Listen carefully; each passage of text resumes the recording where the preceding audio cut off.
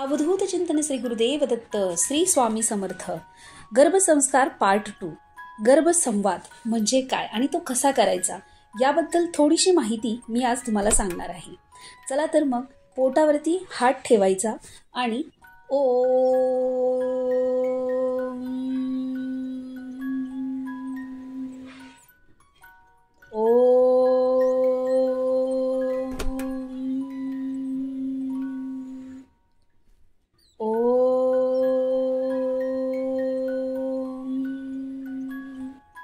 हे म्हटल्यानंतर आपण सुरुवात करूया गर्भसंवादाला.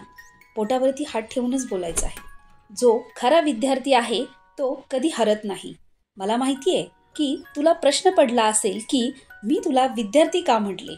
अरे, जीवनाच्या या शाळेमध्ये प्रत्येक जण विद्यार्थी आहे. जीवनात प्रत्येक दिवशी येणाऱ्या नवनवीन अनुभवातून काही ना काहीतरी शिकत राहिलं पाहिजे. माय डिअर बाळकृष्ण, बाळ कन्हैया, शिकण्याचा अर्थ असा आहे की स्वतःमध्ये काहीतरी चांगलं नवीन जोडणं. शिकण्यासाठी कोणत्याही वयाची अट नाही. मनुष्य गर्भात असल्यापासून ते जीवनाच्या शेवटच्या श्वासापर्यंत शिकतच असतो आणि हीच चांगली गोष्ट आहे. ज्याप्रमाणे वाहतं पाणी निर्मळ असतं त्याप्रमाणे ज्ञानही जिवंत राहतं. तुझ्यातला आणि माझ्यातला हा संवादही एक शिकण्याचा भागच आहे. यासाठी शिकण्याच्या या गुणाला तू मनापासून आत्मसात कर.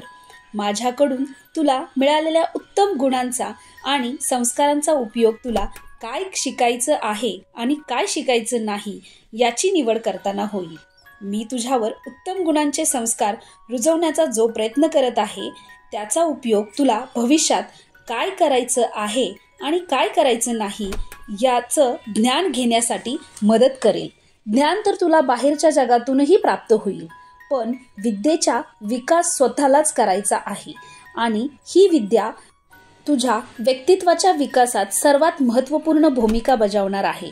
पावलापावली तुला काहीतरी नवीन शिकवणारं तुझं कुटुंब आणि हे जग आहेच आणि हे जग तुझ्या येण्याची आतुरतेने वाट बघत आहे.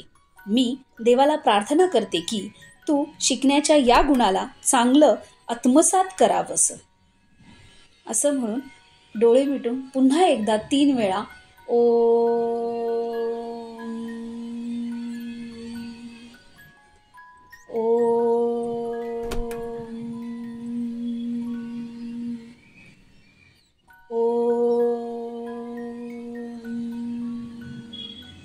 असं म्हणावं आणि बेबीला आपल्या म्हणजे पोटावरती हात ठेवूनच म्हणावं, औक्षवंत हो, कीर्तिवंत हो, गुणवंत हो, यशस्वी भव, असे त्याला चांगले चांगले आशीर्वाद द्यावे.